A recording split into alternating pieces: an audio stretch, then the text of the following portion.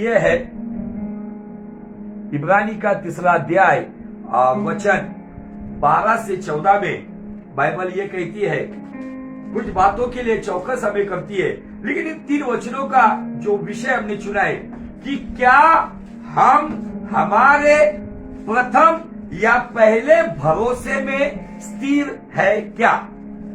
ये विषय थोड़ा सवाल करने वाला विषय है, अपने आप को सवाल करने वाले विषय। मुझे दुनिया के बारे में नहीं बोलना है, किसी के बारे में बात नहीं करना है। आज कलाम हर एक व्यक्ति से पूछ रहा है, क्या आप आपके वो पहले भरोसे पर, वो पहले प्रेम पर, वो पहले विश्वास पर क्या आप अटल हो? क्या आप आपके जीवन में वो प्रथम भरोसे में स्थिर हो क्या? क्योंकि ये विषय इसलिए प्रभु ने मुझे दिया, उसके पीछे का मकसद या उसके पीछे का कारण यह है कि जो हालात पिछले 2 साल से संसार में फैली हुई है, सब लोगों को पता है। केवल एक वायरस आया है और इस वायरस ने 5 क्षेत्रों में हाहाकार मचाया है। आत्मिक, मानसिक, शारीरिक, भौतिक और पारिवारिक। ये 5 क्षेत्रों में एक वायरस आया है, उसने ये जलजला लाया है। लेकिन इन्हीं 5 क्षेत्रों में अगर हम उस एक परमेश्वर पे, उसके एक वचन पर, उसकी आत्मा में अगर हम चलते हैं तो वो परिस्थिति बदल सकती है। इस विषय को क्यों लेकर आए? हम लोग, बहुत सारे लोग प्रॉस्पेरिटी प्रीच कर रहे, ब्लेसिंग मैसेज दे रहे, नो प्रॉब्लम। जिनको प्रभु जैसा चला रहा है वो वैसा करे, लेकिन मुझे, आपको और मुझे रियलिटी बेस के ऊपर जीना है।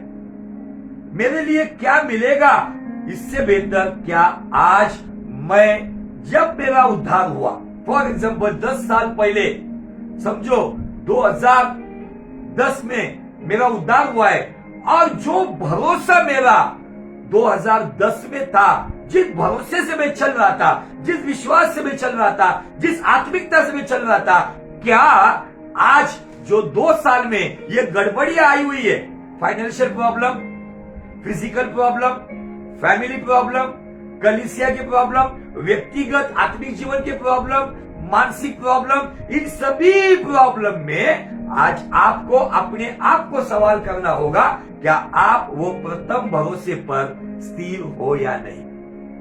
और बाइबल कहता है, जो स्थिर मन का है वही जयवंत जीवन जीता है। आज आपको बताना है, मुझे बताने के लिए, ये अस्थिरता आई है ना, एक बात, एक वायरस की वजह से। उस अस्थिरता में क्या हुआ है देखो, आत्मिक क्षेत्र में जो लोग बहुत अपने आप को स्पिरिचुअल समझते थे, आज वो लोग बहुत ही कम स्पिरिचुअल हो गए या स्पिरिटलेस भी हो गए। उनके जीवन में आत्मिक बातें दिखती नहीं है। अभी वो व्यक्ति अपने फ्यूचर की सोचता है, क्या करूं, कैसे करूं, किस तरीके से करूं। जो व्यक्ति के अंदर एक मन की शांति होती थी, अभी वो व्यक्ति बेचैन रहने लगा है।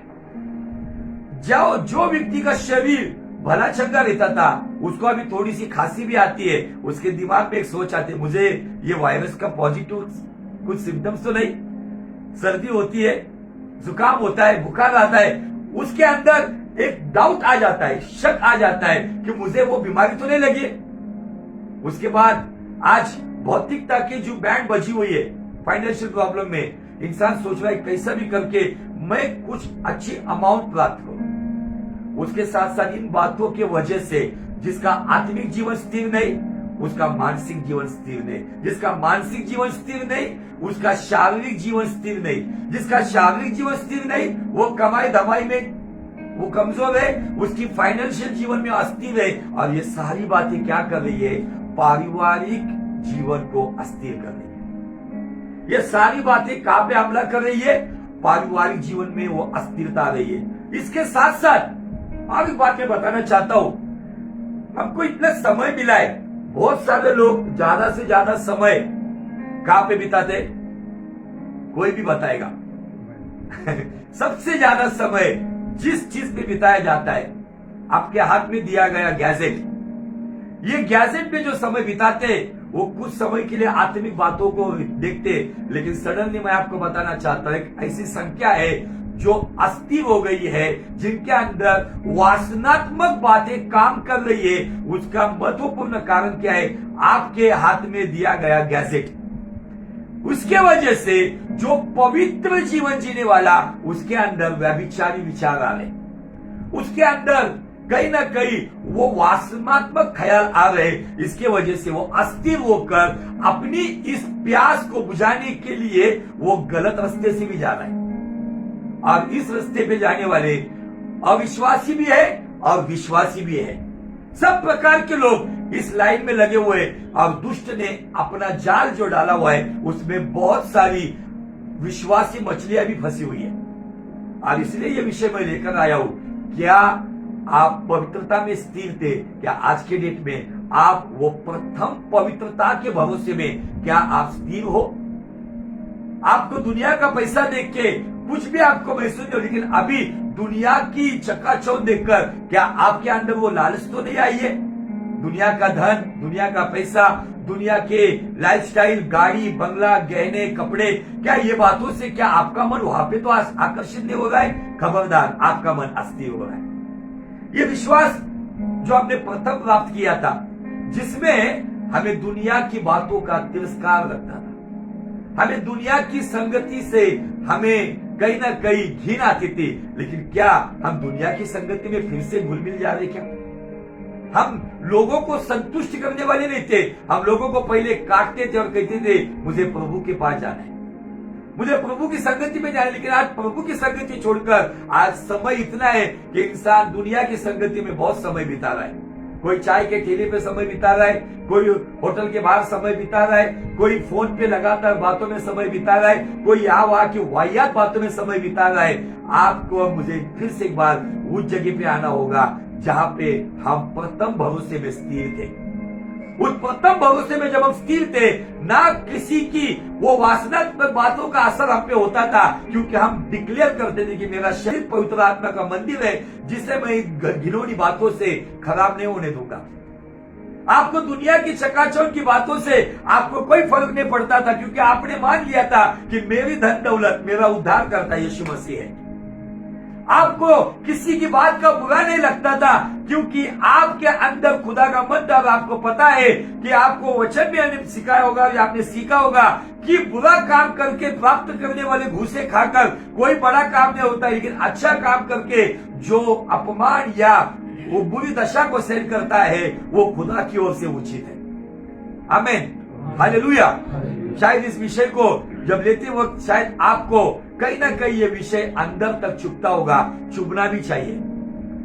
आपको अगर दर्द होता है, दर्द होना भी चाहिए, क्योंकि परमेश्वर के महान दास पास्टर एसआर मोनोर कहते हैं, अगर आपका संदेश किसी को एहसास नहीं दिलाता है तो वो संदेश नहीं है, केवल मनोरंजन है। हम मनोरंजन करने वाले लोग नहीं है, हम जीवन परिवर्तन करने वाले लोग हैं। लेकिन आज की डेट में आपको मुझे ये सोचना होगा, अपने आप के बारे में आपको सोचना होगा, अपने आप का आत्म परीक्षण करना होगा और अपने आप की जांच करते हुए ये देखना होगा कि क्या मैं मेरे प्रथम भरोसे पर अब तक स्थिर हूं, या कहीं ना कहीं डायवर्शन मिले हुए मुझे, कहीं ना कहीं मैंने अलग अलग रास्ते प्राप्त किए। जहां पे समय नहीं देना है मैं वहां पे समय दे रहा हूं, जिस चीज को महत्व नहीं देना है मैं उस चीज को महत्व दे रहा हूं। अगर इस बात पे अगर आपका समय जा रहा है तो क्या कहता है पौलुस? देखो इब्रानी 3:12 से आगे क्या कहता है पौलुस, सुनिए, पढ़ेंगे आप। बंधुजन हो, जिवंत देवाला सोडून देण्या इतके अविश्वासाचे दुष्ट मन तुम्हातील कोणाचे असू नये म्हणून जपा। हिंदी में दिया है, चौकस रहो, सावधान रहो। क्यों सावधान रहो? कि जीवित परमेश्वर को छोड़ने वाला मन, 3 टाइप के स्वभाव दिखते हैं मन में। एक टाइप का स्वभाव दिखता है, नंबर 1 बुरा मन, नंबर 2 अविश्वास का मन, नंबर 3 जीवित परमेश्वर को छोड़कर संसार की बातों में आनंद करने वाला मन। जीवित परमेश्वर की संगति को छोड़कर संसार की बातों में खुशियां मनाने वाला मन, जीवित परमेश्वर की संगति को छोड़कर अपनी मनमानी करने वाला मन, जीवित परमेश्वर की छोड़कर केवल मुझे क्या अच्छा लगेगा, मुझे क्या मिलेगा, मैं कैसे खुश होगा, मेरे अरमान कैसे पूरे होंगे, मेरी इच्छाएं कैसी पूरी होगी। इसके पहले भरोसे में क्या था पता है, जो आराधना में हमने गाया, तेरे नाम के लिए जिए हम, यीशु नाम के लिए जिए हम, तू बड़े मैं घटू, मेरे जीवन से महिमा तुझे मिले। ये हमारे प्रथम भरोसे का गीत था। शायद ये गीत अभी आया होगा, लेकिन हमने सालों से सुना है। यूहन्ना बपतिस्मा करने वाला कहता है कि प्रभु मैं घटू अब तू बढ़े। हमारे जीवन का मकसद ये था, लेकिन सवाल है आज आपके सामने, क्या इस मकसद पर आज की जो तारीख है 2021, ये जो साल है, ये छठा महीना है, ये जो 27 तारीख है, क्या आज के दिन तक क्या आप इस ईमान पर स्थिर हो? Are you stable in your first conviction? आप इस फर्स्ट कन्विक्शन में स्टेबल हो? नहीं, बहुत सारे लोग अनस्टेबल हो गए, विचारों में अनस्टेबल हो गए, चाल चलन में अनस्टेबल हो गए, संगति में अनस्टेबल हो गए, बातचीत में अनस्टेबल हो गए। कहीं ना कहीं हमारी गाड़ी पटरी से उतर रही है। मसीहो, ये समय है जागने का। अब एक नई बीमारी की घोषणा की गई है, डेल्टा प्लस। ये डेल्टा प्लस की बीमारी से फिर से एक बार एक डरावना वातावरण दुनिया में आ रहा है। उसके साथ साथ म्यूकोरमाइकोसिस, फंगस की बीमारी, आगे कोई फलाना वायरस आ रहा है, ये लहर आ रही, वो लहर आ रही है। हम लोग इन्हीं बातों पर बहुत सोच रहे, लेकिन ये सारी बातें आएगी और आते रहेगी। लेकिन मुझे वो विश्वास रखना है कि मेरे लिए यीशु मसीह कल मारा गया, आज जिलाया गया, शाम को आने वाला है। मुझे इस विश्वास पे जीवन जीना है।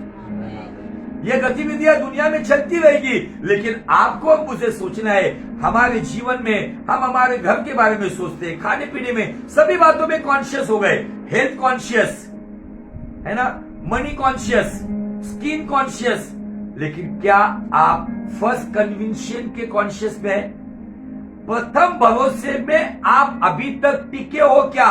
क्या आप इस विश्वास पर जीवन जी रहे हो क्या?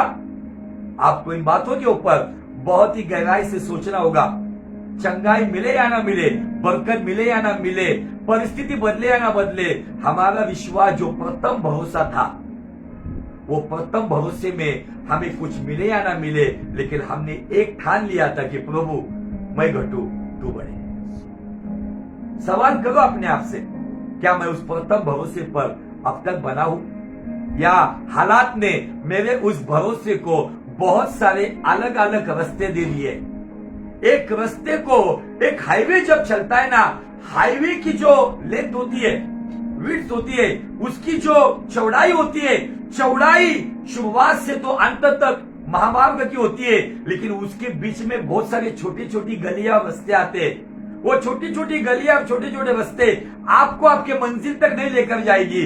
जो मेन हाईवे, अगर पुणे से मुंबई जाना है तो पुणे से मुंबई जाते वक्त एक रास्ता खड़की में जाएगा, दूसरा रास्ता पिंपरी जाएगा, निगड़ी जाएगा, देवगढ़ जाएगा, लेकिन जो पुणे बॉम्बे हाईवे, जो पुणे से मुंबई लेकर जाएगा आपको, आज कहीं ना कहीं हालात ने ऐसी कुछ समस्याएं हमारे जीवन में आई है। उन अस्थिरता से हम चल रहे थे उस हाईवे से, लेकिन शायद परिस्थितियों में समझौता करते हुए हमने छोटी छोटी गलियों को तो नहीं पकड़ा है ना। उन छोटी छोटी गलियों में शायद वहां पर हमें खुश करने वाली कुछ ऐसी संगति है, हमारे मन को खुश करने वाली ऐसी कुछ बातें हैं, शायद उन्हीं बातों में अगर हम पड़े हुए, उन गलियों से फिर से हाईवे आना होगा। और आपको आपकी दिशा देखकर, वहां पे जो बोर्ड लगे हुए हैं, उन बोर्ड को देखकर आपको आपके गंतव्य की तरफ, आपकी मंजिल की तरफ आगे बढ़ना होगा। क्योंकि बहुत सारे लोग गलियों के अंदर चले गए हैं, हाईवे से कोसों दूर चले गए, हिल स्टेशन पे चले गए, और वो हिल स्टेशन की बातें उनको वहां पे मनोरंजक लग रही है, जो अपने प्रथम भरोसे को, अपने एम्बिशन को, अपने मकसद को भूल गए। एक गीत का एक लाइन हम लोग गाते हैं ना हमेशा, क्या है हमारी, तेरी हर ख्वाहिश को मैं पूरा करता रहूं, है ना। मेरे जीवन में क्या गीत हो, मेरे अंदर तेरी चाहतों को। थोड़ा वो एक लाइन गाएंगे क्या? मैं ना करूं मेरे मन की दौड़ू तेरी मर्जी को, सब मिलके मैं ना करूं मेरे मन की दौड़ू तेरी मर्जी को, लग जाए ऐसी लग तेरी कुछ और ना अब जाए। Yes, Lord Jesus. लग जाए ऐसी लग तेरी कुछ और ना अब जाए। तेरी हर ख्वाहिश Yes, Lord Father. मैं अपनी तेरी ख्वाहिश को बना लूं, ऐसा मुझको बना, ऐसा मुझको बना। तेरी हर ख्वाहिश को ओ जीसस मैं अपनी आदत बना लूं, ऐसा मुझको बना, ऐसा मुझको बना। मेरे अंदर तेरी आदतों को भर दे, मेरे अंदर तेरी चाहतों को भर दे, मेरे अंदर तेरी आदतों को भर दे, मेरे अंदर तेरी चाहतों को भर दे। मैं तुझको पसंद आऊं, मैं तेरे दिल को भाऊं, ऐसा मुझको बना, ऐसा मुझको बना। हालेलुया। ये हमारे प्रथम भरोसे का गीत है। आज क्या हुआ पता है? इस गीत में जो एक लाइन थी, तेरी हर ख्वाहिश को मैं अपनी आदत बना लूं। लेकिन ये 2 सालों में ये ऐसी बड़ी बड़ी बातें करने वाले आज अपने आप को जांचो, क्या उसकी ख्वाहिश को अपनी आदत बनाई है या अपनी ख्वाहिश को अपनी आदत बनाई है? आज कहीं ना कहीं थोड़ा उल्टा पुल्टा हुआ है, और इसी की वजह से इंसान के अंदर अगर कौन सी बात काम करे तो वो है अस्थिरता। अब इस अस्थिरता ने, ये जो अनस्टेबल करने वाली बातों ने क्या किया है पता है?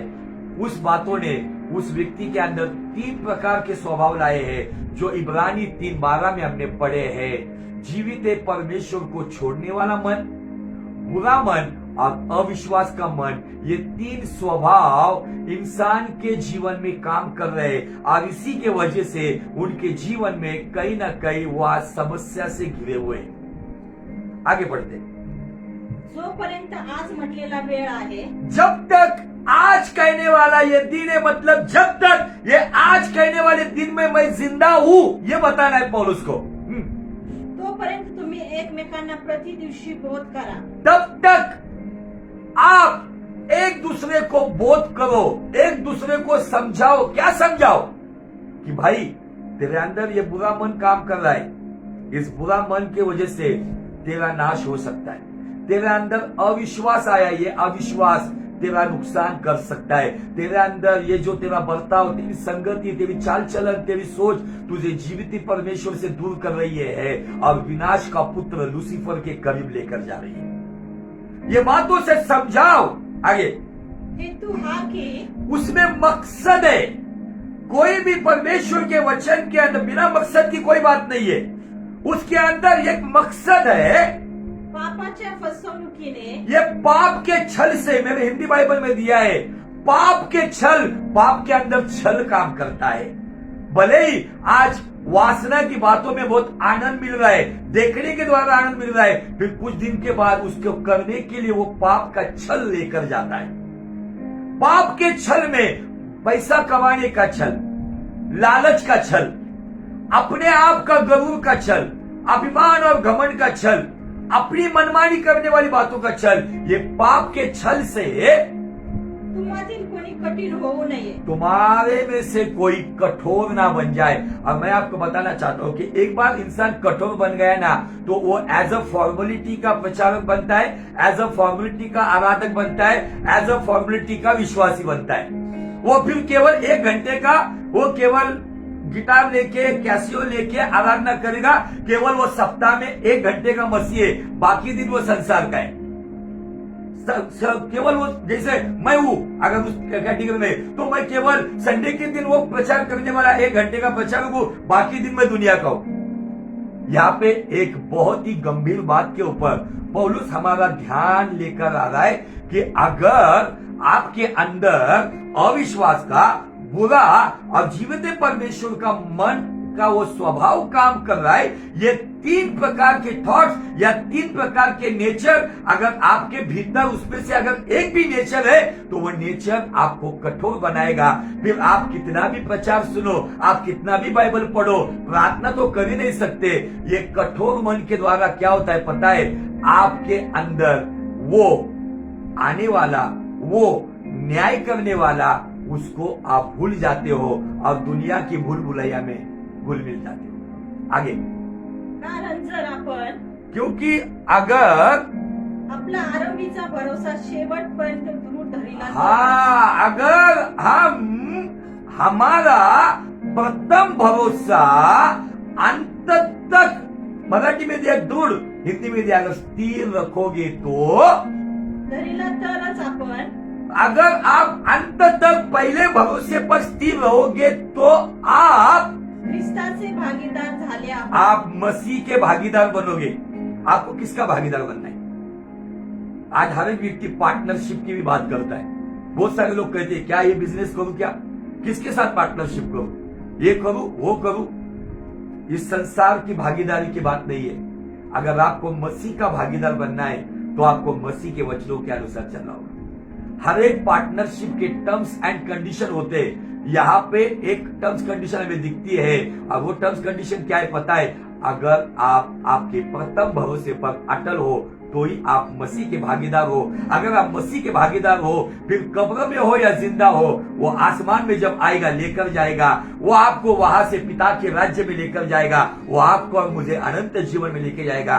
कंडीशन क्या है? कंडीशन यही है कि आप आपके प्रथम भरोसे में अगर स्थिर हो तो. मैंने कितने बपतिस्मे दिए, मैंने कितने हजारों प्रचार किए, मैंने कितने कलीसिया को स्थापित किया, मैंने कितने लीडर्स तैयार किए, ये सारी बात की बात है. व्यक्तिगत जीवन में क्या मैं आज तक मेरे प्रथम भरोसे पर स्थिर हूं? तो यही बातें मुझे मसीह की भागीदारी में, पार्टनरशिप में बनाई रखती है, और यही पार्टनरशिप मुझे अनंत जीवन में लेकर जा सकती है, मुर्दा अवस्था में या जिंदा अवस्था में. Hallelujah, praise the Lord. क्या ये पार्टनरशिप के जैसे कुछ 2 पार्टनर्स एक साथ आते तो वो आपस में एग्रीमेंट करते. अब वो एग्रीमेंट में कुछ टर्म्स कंडीशन, शर्तें रखी हुई थी. अगर ये शर्तों के अनुसार चलेंगे तो ये बिजनेस की पार्टनरशिप चले, अन्यथा हम तोड़ देंगे. यहाँ पे वो तोड़ता नहीं है, हम तोड़ते हैं.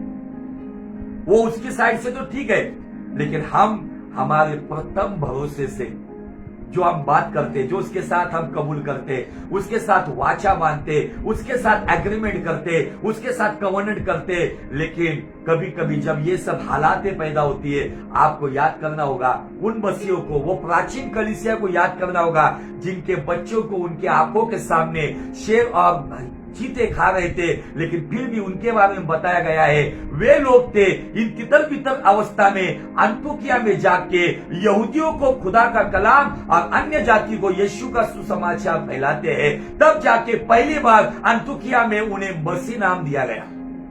पेंटिकॉस्ट के दिन मसीह नाम नहीं मिला.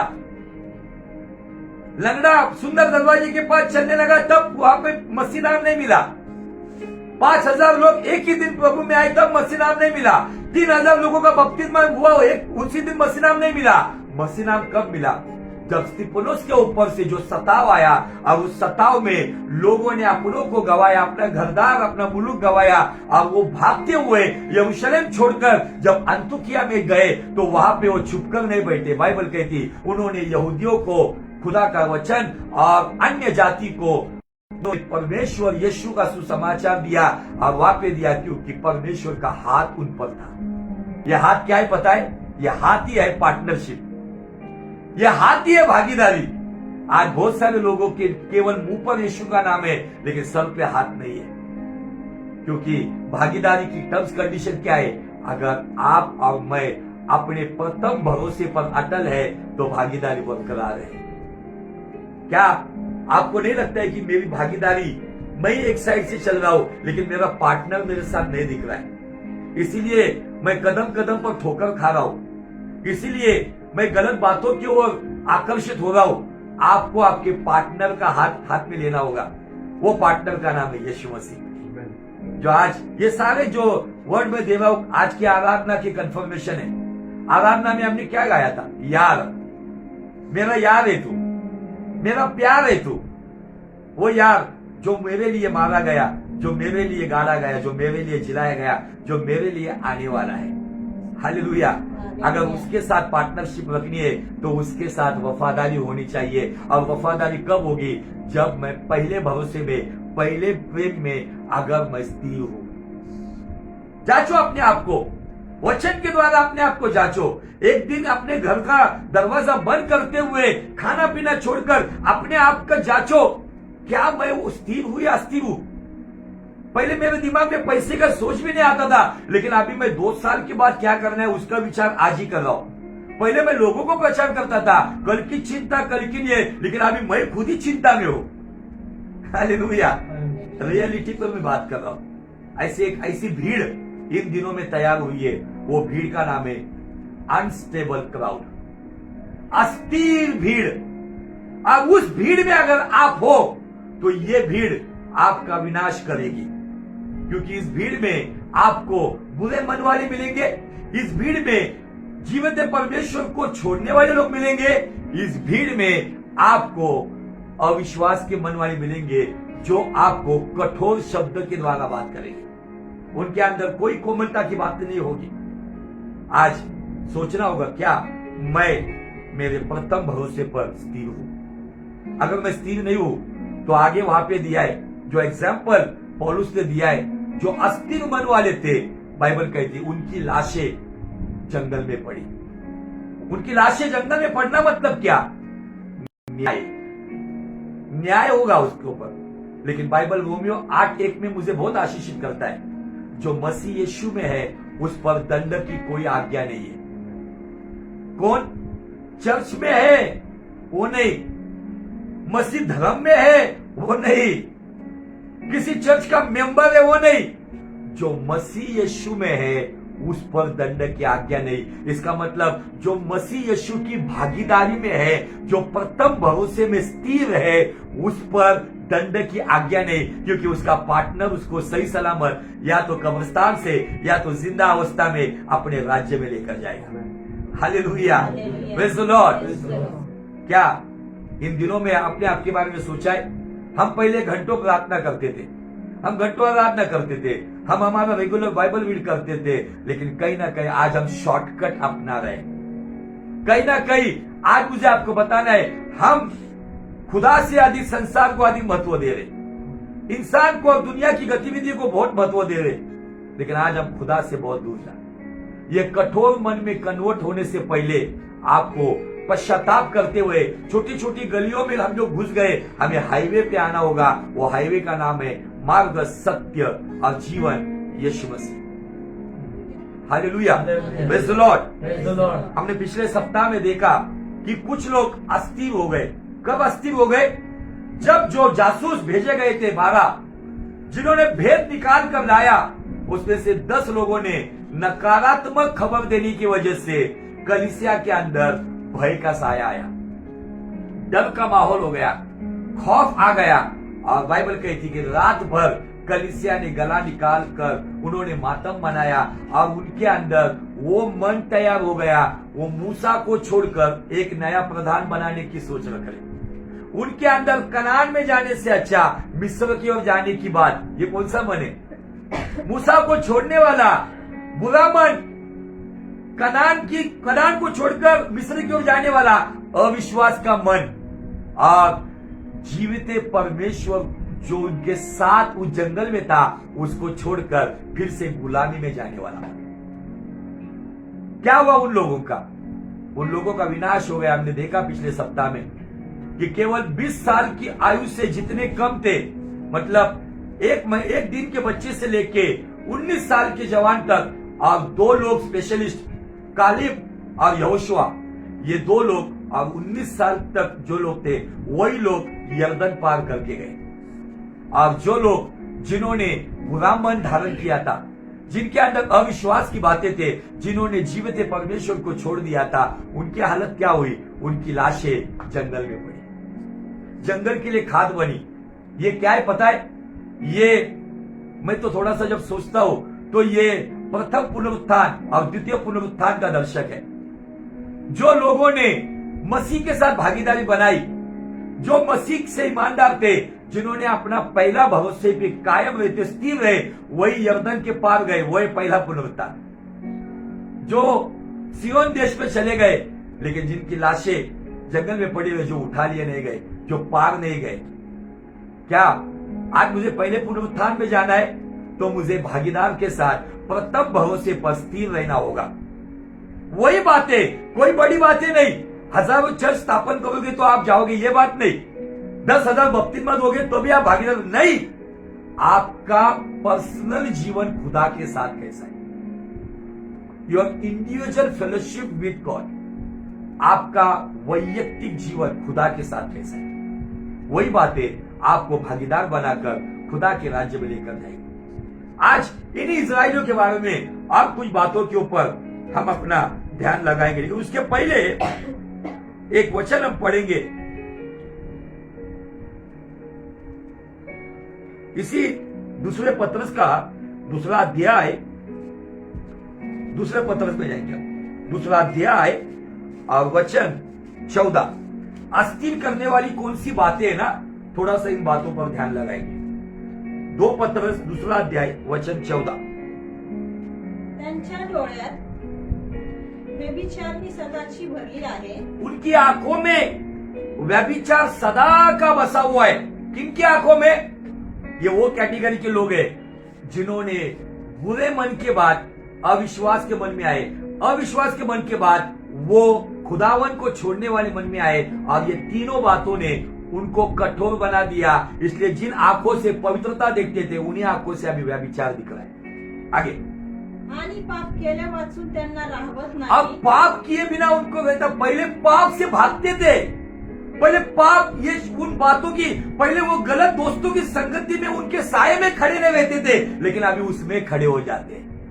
पाप किए बिना उनको अच्छा लगता नहीं। आगे, ते अस्थिर मनाच्या लोकांना मोह घालतात। वो अस्थिर मन के लोगों को, मतलब एक कैटेगरी जो कठोर बन गई है, दूसरी कैटेगरी अस्थिर है। ये कठोर लोग अस्थिर लोगों पर जाकर अपना प्रभाव डालते, वो अस्थिरता बाद में कठोर में आ जाते। आगे, त्यांचे हृदय, उनका हृदय लोभाला सबकलेले आहे। उनका मन लोभ करने का अभ्यास करता है, ऐसा है हिंदी में। हाँ, ते शापग्रस्त आहे। वे संताप की संतान बन गई है, वो शाप की संतान बन गई है। अब ये लोगों को वचन बहुत अच्छे पता होते हैं, यीशु मसीह ने मेरा शाप तोड़ दिया है, वो तोड़ दिया है, लेकिन तूने जो क्रिएट किया है उसका क्या? बहुत सारे लोग नहीं वचन, सिर्फ वचन को क्लेम करने का, उसके मार खाने से हम चंगे हो गए, सिर्फ वचन क्लेम करने का है। यीशु मसीह में हमें अब्राहम की आशीष मिलती है। अगर अब्राहम की आशीष मिलती है, अब्राहम व्यभिचार में पड़ते हुए नहीं गया। यहां पे बाइबल कहती है अस्थिर मन वालों को ये ढूंढते। कौन से लोग ढूंढते? जो कठोर मन वाले। आपको, मुझे, अगर आज अस्थिर हो, देखो हम इंसान हैं, गलतियां होती है, निर्णय गलत होते हैं, हम बहक जाते हैं, लेकिन जब वचन का हथौड़ा गिरता है तो हमारा काम है गलियों से निकलकर फिर से हाईवे पे आ जाओ। किसी का न्याय करने के लिए वचन नहीं है। वचन का उद्देश्य जो दूसरा तिमोथी 3:16 में कहता है, समझाने के लिए, दोष दिखाने के लिए, नीति शिक्षण देने के लिए और सही रास्ते पे लाने के लिए वचन का इस्तेमाल होता है। किसी को टारगेट करने के लिए वचन नहीं होता है। हमें देखना है कि हम कहां पर हैं, क्योंकि जैसे लास्ट टाइम हमने देखा, वचन डायग्नोज भी करता है और सर्जरी भी करता है। इब्रानी 4:12 में हमने देखा था, वचन क्या करता है? डायग्नोज मतलब जांचता है और सर्जरी काटता है। परमेश्वर का वचन इब्रानी 4:12 के अनुसार दोधारी तलवार से पहना है जो काटता है और मनों को जांचता है। जैसे सीटी स्कैन का रिपोर्ट आता है कि इस बॉडी में यहां पर ट्यूमर है, तो ट्यूमर दिखाने के बाद डॉक्टर कहता है कि उसको अपन आयोडेक्स बॉम्ब लगा के निकाल देंगे। ऐसा कहता है क्या? डॉक्टर कहता है कि सीरियस कंडीशन पर हो, जल्द से जल्द सर्जरी करनी होगी।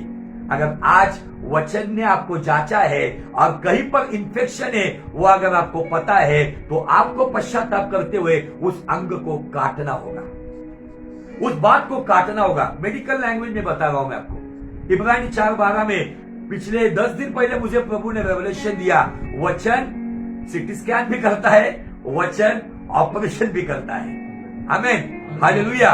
अगर आज आपका सीटी स्कैन हुआ है तो आपको समझना है कि मुझे कौन सी चीज काटनी है, क्योंकि अगर उसको काटोगे नहीं तो एक फोड़ा दूसरे फोड़े को जन्म देगा और दूसरा कहेगा हम किसी से कम नहीं, आगे आगे बढ़ते ही जाएगा। और एक दिन आएगा, अगर हम ध्यान नहीं देंगे तो धीरे धीरे शरीर कटते कटते जीवन ही कट जाएगा। बाइबल यहाँ पे हमें स्पष्ट रीति से कहती है कि कुछ लोग ऐसे हैं जो इस प्रकार के मोहजाल में लोगों को वासना और लालच, इन बातों में इंसान को भटकाया जा रहा है। इसके वजह से वो कौन सी संतान बनी है? हिंदी में दिया है संताप की संतान। मैं संताप की संतान हूं या प्रिय परमेश्वर की संतान हूं, ये आपको और मुझे आज ठहराना है। एक बाप की 2 संतान होती है जिस पर वो हमेशा गुस्सा करते रहता है, ये सुधरेगा नहीं, ये ऐसा है वैसा है। एक दूसरा होता नहीं, ये बहुत अच्छा, मुझे कौन सी कैटेगरी में आना है ये मेरा निर्णय है। उदाऊ पुत्र के जैसे जब मैं लौट कर आता हूं, उस गेट के पास आता हूं, जब मेरे गुनाहों को कबूल करता हूं, तो वो संताप की संतान को गले भी लगाता है। आमीन, हालेलुया, प्रेज़ द लॉर्ड। आइए हम चलेंगे दूसरा थेस्सलुनियों, उसका दूसरा अध्याय और वचन 2 क्या कहता है, देखो। दूसरा थेस्सलुनियों, उसका दूसरा अध्याय और वचन 2। तुम्ही एकदम दचकून नाही, कुछ तो कहतो दुसरे थेस्सलुनी दूसरा अध्याय वचन 2। दुसरे थेस्सलुनी दूसरा अध्याय 2 वाचा वाचा। तुम्ही एकदम दचकून, हाँ ठीक है। चित्त धैर्य सोडू नका। एकदम डरकर अपने चित्त का धैर्य, मतलब चित्त का धैर्य छूटना मतलब ही अस्थिर होना, कोई अट्रैक्टिव बातें देखकर। व घाबरू नका, और डरो मत, प्रभूचा दिवस येऊन ठेपला आहे हाँ असे सांगणाऱ्या आत्म्याने किंवा जणू काय आम्हाकडून आलेल्या वचनाने अथवा पत्राने घाबरू नका। कोणत्याही प्रकारे कोणाकडून फसू नका। किसी भी बात से किसके द्वारा फंसो मत, धोखा मत खाओ। कारण त्या दिवसाच्या अगोदर विश्वासाचा त्याग होऊन तो अनितिमान पुरुष प्रगट होईल। अभी ये आफ्टर रैप्चर की बात है, इसलिए का मैं मूल बात बताना चाहता हूँ क्या है। हिंदी में दिया है कि किसी आत्मा या वचन या पत्री के द्वारा जो कि मानो हमारी ओर से हो, मतलब पौलुस कहता है जो टीचिंग हमने दी, जो पत्र हमने लिखे, जो भी संदेश हमने दिए, जिसमें केवल आशीष की बात नहीं तो उसमें न्याय की बात है। इंसान कब डरता है? आशीष के संदेश में डरता है या गुनाहों का न्याय होगा उस पर डरता है? इस बारे में वो कहता है जो कि मानो हमारी ओर से हो, यह समझकर कि प्रभु का दिन आ पहुंचाए। प्रभु का दिन नजदीक है। ये जो हमारे आसपास जो गतिविधियां हो रही है, जो भी हालात में जो बदलाव आ रहे हैं, जो भी गैलेक्सी में बदलाव आ रहे हैं, ये सब बातों से क्या सिग्नल है हमारे लिए? प्रभु का दिन आ पहुंचा है। वो कभी भी आ सकता है। उस भागीदार के लिए, ये पृथ्वी पर जो भागीदार हम तैयार रहे। आगे बाइबल आगे कहता है तुम्हारा मन अचानक अस्थिर ना हो जाओ और ना तुम घबराओ। तुम्हारा मन अस्थिर ना हो और ना तुम घबराओ। किस लिए? डर किसको लगता है? डर उसको लगता है जो पाप में अपना जीवन बिताता है, जो पवित्रता की चाल चलता है ना। पौलुस कहता है जिसका आना उसे प्रिय है। किसको प्रिय है? जो उसके साथ वफादार है, जो उस पार्टनर के आने के इंतजार में है, जो उसके लिए तैयार है। इसलिए कहा कि जैसे एक विश्वासी को ऐसे जीवन जीना चाहिए, यीशु मसीह मानो कल तुम्हारे लिए मारा गया, आज सुबह जिलाया गया और आज शाम को आने वाला है, इस तरीके से जीना है। आमीन, हालेलुया। आइए और वचन पढ़ेंगे याकूब का पहला अध्याय और वचन 12।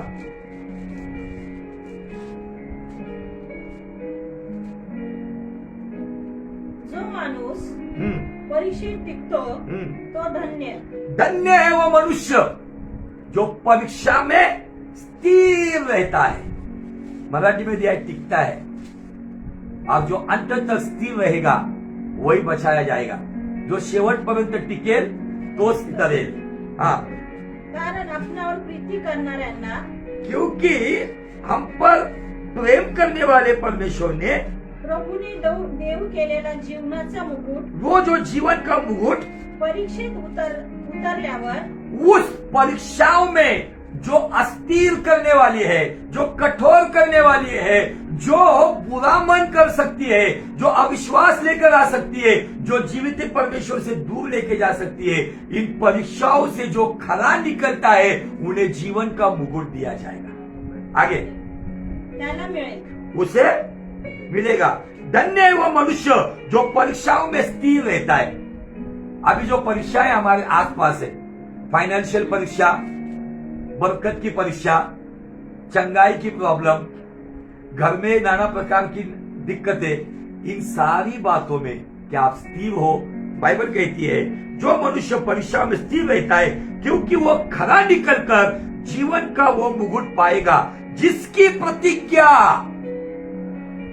भविष्यवाणी नहीं, जिसकी प्रतिज्ञा प्रभु ने अपने प्रेम करने वालों से की है।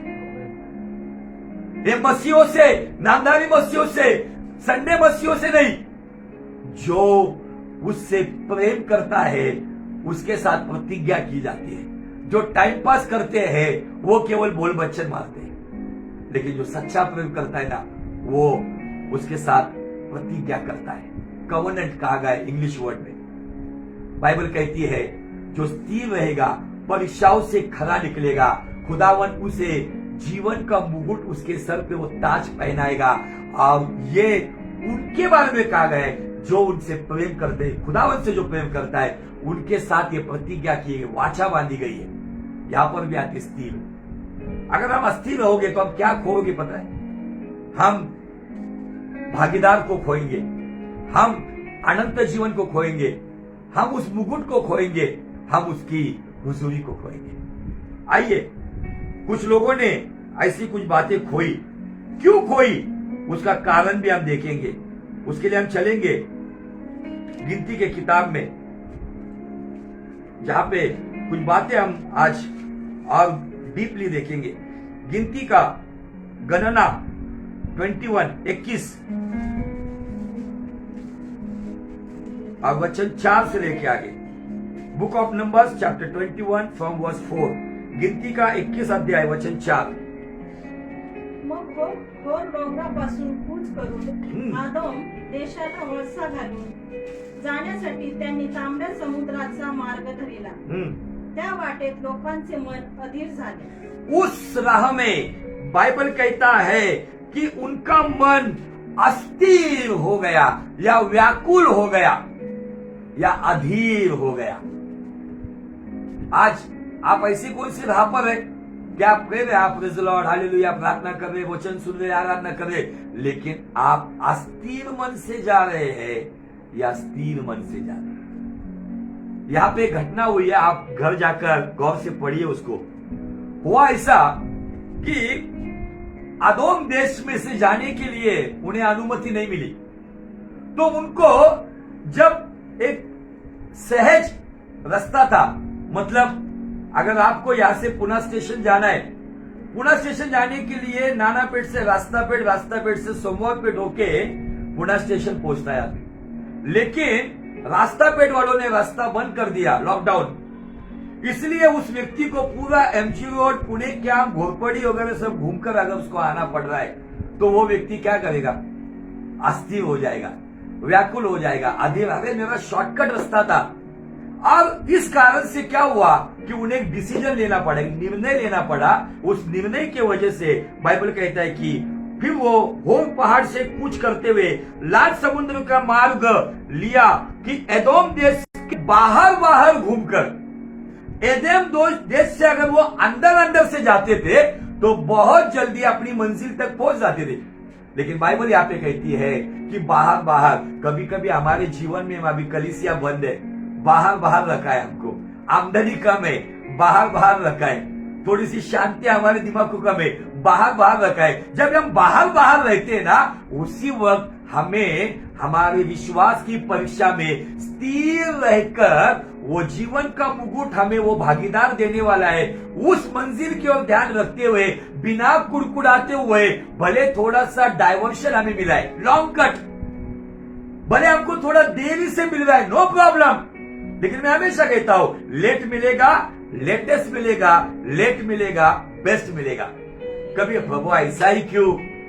सारे लोग उन्होंने सोचा था अभी बाबा लंबा सफर नहीं है, अभी घूम कर जाने की जरूरत नहीं है, एदोम देश से अगर हम जाते तो हम डायरेक्ट मंजिल पे पहुंचेंगे। लेकिन समस्या पैदा हो गई, एदोम में जाने से अनुमति ना मिलने की वजह से उनको बाहर का रास्ता घूम कर जाना पड़ा। आगे ते परमेश्वराविरुद्ध वो मोशे विरुद्ध असे बोलू लागले की वो परमेश्वर के खिलाफ और मूसा के खिलाफ ऐसे बोलने लगे, तुम्ही आम्हाला मिस्र देशातून काढून, फिर से मन पहुंच गया मिस्र में, तुमने हमें मिस्र से निकाल कर या रानात मरवायला कशासाठी आणले? इस जंगल में मरने के लिए क्यों लेकर आए हो? अभी बहुत बेहतरीन बात आप समझोगे, देखो आगे। येथे तर अन्न नाही, यहाँ पर तो रोटी नहीं, खाना नहीं, वो पाणीही नाही, अब पानी भी नहीं है। आणि या हलक्या अन्नाला, देखो अभी यहाँ पे एक बात बहुत, मतलब कभी कभी हम अस्थिर हो जाते हैं ना इन बातों में पढ़ते। हाँ, हलक्या अन्नाला आम्ही कंटाळलो आहोत। कौन सा ये हल्की रोटी? मूसा की प्रार्थना सुनी, आकाश से मन्ना दिया, मूसा की प्रार्थना सुनी, आकाश से मन्ना दिया, हमारी भी प्रार्थना को सुन, तू है हमारा पिता, हमारी भी प्रार्थना को सुन, तू है हमारा पिता। कौन सी रोटी? मन्ना। मन्ना को वो क्या कह रहे? क्या शब्द है मराठीत? हलका, हल्का खाना। मेरे हिंदी में दिया है निकम्मी रोटी।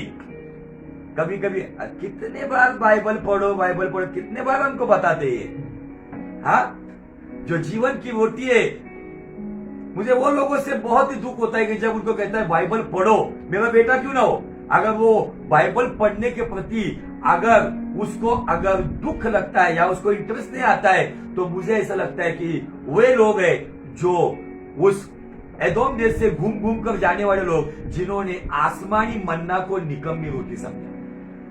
वो रोटी पेट में जाती थी, पेट को सहायता करती थी, शरीर को सहायता करती थी, लेकिन हमारे पास ये जीवन की रोटी है।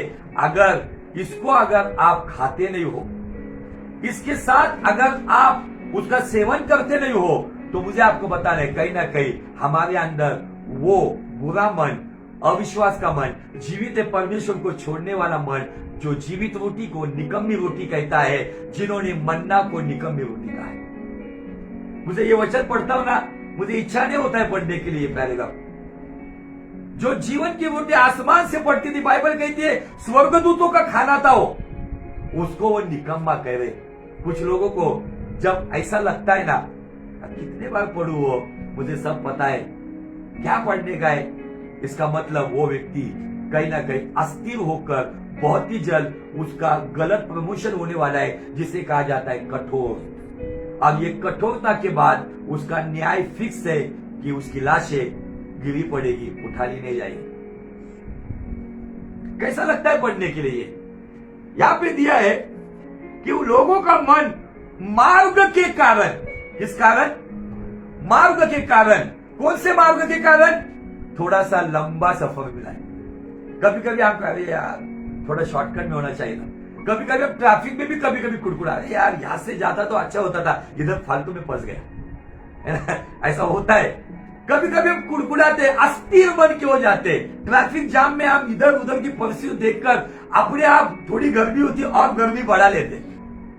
अब इस परिस्थिति की वजह से यहाँ पर ये लोग अस्थिर मन के लोग कुड़कुड़ाने लगे, जिन्होंने अविश्वास के मन से, अस्थिर मन से, जिन्होंने जीवित परमेश्वर के खिलाफ क्या कहा, तू जो रोटी देता है ना वो निकम्मी रोटी है। क्या वो रोटी निकम्मी थी?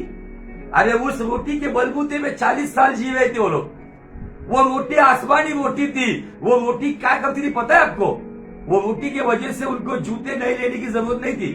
वो रोटी की वजह से कपड़े नहीं सिलाने की जरूरत नहीं थी। शरीर के साथ साथ कपड़े भी बढ़ते थे, पैर के साथ साथ जूते भी बढ़ते थे। वो रोटी इतना सामर्थ्य देती थी, खुले आसमान के नीचे आंधी तूफान में उनके शरीर को मजबूत रखती थी। लेकिन एक बात हमें दिखती है कि ये रोटी उनके मन को मजबूत नहीं बना सकती। क्या कहते हो? तुम लोग हमें मिस्र से जंगल में मरने के लिए क्यों लेकर आए हो? यहाँ ना तो रोटी है और ना पानी है। देखो, खाने पीने के बाद भी ये नाम रुकने वाले लोग, अगर कल में भी जरूरत पूरा किया है ना तो वो आज भी पूरा करेगा। ये प्रथम भरोसे का बात है। क्या मैं प्रथम भरोसे पर अटल हूं? बहुतों ने इन दिनों में, ये 2020 मार्च से लेके 2021 के मई तक भीड़ तैयार हुई है, जो अस्थिर मन वाली भीड़ तैयार हुई है, जो मन्ना को भी निकम्मी रोटी कहती है। आमीन, हालेलुया। बाइबल आगे कहती है, अब हमारे प्राण इस निकम्मी रोटी से दुखित है। क्या लैंग्वेज है ये? किसके? बहुत किया प्रार्थना, बहुत किया आराधना, बहुत मैंने किया प्रभु का काम, कुछ नहीं हुए। यह है जो जीवन की रोटी को, मन्ना को क्या कह रहे लोग? ये रोटी से, ये निकम्मी रोटी से हम दुखित है। दुखित है कहा गया है। इसीलिए यीशु मसीह का जब फरीसियों के साथ जब वार्तालाप हुआ, तब उसने स्पष्ट रीति से कहा, यूहन्ना के 6 अध्याय में, तुम्हारे बाप दादाओं ने जंगल में आसमानी मन्ना नाम की रोटी खाई, लेकिन वो वही मर गए। लेकिन मैं जीवन की रोटी हो, जो आपको खाने के बाद ना तो प्यास लगेगी ना तो भूख लगेगी। तब वो कहते हैं, यह अपना शरीर और लहू पीने की बात करता है। उन्हें समझ में नहीं आई ये बात। वो मानना खाने के बाद भी, 40 साल उसको खाने के बाद भी कहते हैं निकम्मी रोटी है। कुछ लोग इन दिनों में 1 साल 1.5 साल में इस फेथ में आ गए। मुझे आपको हाथ जोड़कर विनती है, आपको आपके विश्वास को जांचना है। अस्थिर मन जब हो जाता है ना, तब आत्मिक बातें निकम्मी लगती है। जब कठोर मन होता है ना, तब आत्मिक बातें बोरिंग लगती है। आज ऐसे बहुत सारे लोग दिखेंगे आपके आसपास, बहुत सारी भीड़ आपको ऐसी दिखेगी, लेकिन आपको अब मुझे उन लोगों को देखना नहीं है। समय मिलेगा, आपको उनको समझाना है और आपको आपका जीवन खुदावन के साथ स्थिर रखना है। क्योंकि जो याकूब 1:18 में हमने पढ़ा है, बहुत अच्छी बात वहां पे लिखी गई है कि जो व्यक्ति स्थिर रहते हुए परीक्षा में टिकता है, वही जीवित परमेश्वर के द्वारा वो जीवन का मुकुट पाएगा, क्योंकि वो उससे प्रेम करने वालों के साथ ये प्रतिज्ञा कर चुका है। अगर आपको प्रतिज्ञा के साथ चलना है तो शायद आंधी आएंगे, तूफान आएंगे, फाइनेंशियल प्रॉब्लम आएंगे, सताव आएगा, अपमान आएगा, आपके खिलाफ ऐसी कुछ बातें हो जाएगी, लेकिन इन परिस्थितियों में जो अंत तक स्थिर रहेगा, वही व्यक्ति इब्रानी 3:14 के अनुसार मसीह का भागीदार होगा। और वही भागीदार, वो भागीदार जब आसमान में आएगा, तब अपने भागीदार को या तो कब्रिस्तान से या तो जीवित अवस्था में लेकर जाएगा। Hallelujah, praise the Lord. अजीजों, ये बातें बहुत ही गंभीर बातें हैं। ये बातों की ओर जो गंभीरता से आज अपने आप को जांचेगा और अपने आप को अगर देखेगा कि हाँ, इस क्षेत्र में मैं कहीं ना कहीं अस्थिर हूं, कहीं ना कहीं मेरे अंदर वो जीवित परमेश्वर को छोड़ने वाला स्वभाव आया है, कहीं ना कहीं मैं अविश्वास की बातें करता हूं, कहीं ना कहीं मैं बुरी बातें करता हूं, तो आज कहलाने वाला दिन है। इस दिन में मैं अपने आप का अंगीकार करते हुए, मैं अपने आप के पापों को कबूल करते हुए, कन्फेस करते हुए, मन फिराकर मैं उस प्रथम भरोसे में आना चाहता हूं। आप चाहते हो उस प्रथम भरोसे में आना है? अगर आज आप चाहते हो कि हाँ प्रभु, मुझे प्रथम भरोसे में आना है, तो आप जहां कहीं पर भी हो, अपने आंखों बंद करो, अपने आप को जांचो, मैं क्यों ना हो? क्या मेरे अंदर वो अविश्वास तो नहीं आया? क्या मेरे अंदर वो बुरी बातें तो नहीं आई है? क्या मेरे अंदर वो जीवित परमेश्वर को छोड़ने वाला ख्याल तो नहीं आ रहा है? या मैं छोड़ चुका हूं?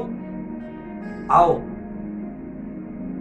जीवन का दाता आपको पुकार रहा है, जीवन का सोता आपको पुकार रहा है, जीवन की रोटी आपको पुकार रही है। मेरे बच्चे, मैं तुझे पुकार रहा हूं। आइए गहन पश्चाताप के साथ, आंसुओं के साथ आज अपने भागीदार, उस यार, उस प्यार को हम याद करें कि प्रभु, हमने उस प्रथम भविष्य को इन दिनों में खोया है।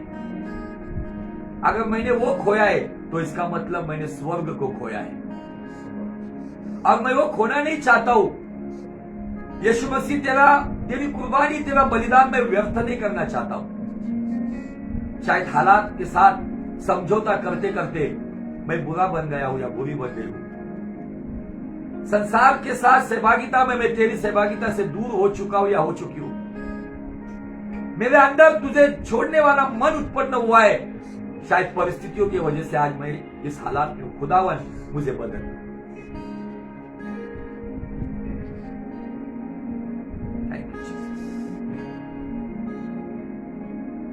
तुझे देखना मैं चाहूं, देवी और यीशु करीब आऊं। तुझे देखना मैं चाहूं, तेरे और यीशु करीब आऊं। कितना है तू प्यारा प्रभु, तेरी महिमा मैं सबको सुनाऊं। कितना है तू प्यारा प्रभु, तेरी महिमा मैं सबको सुनाऊं। यीशु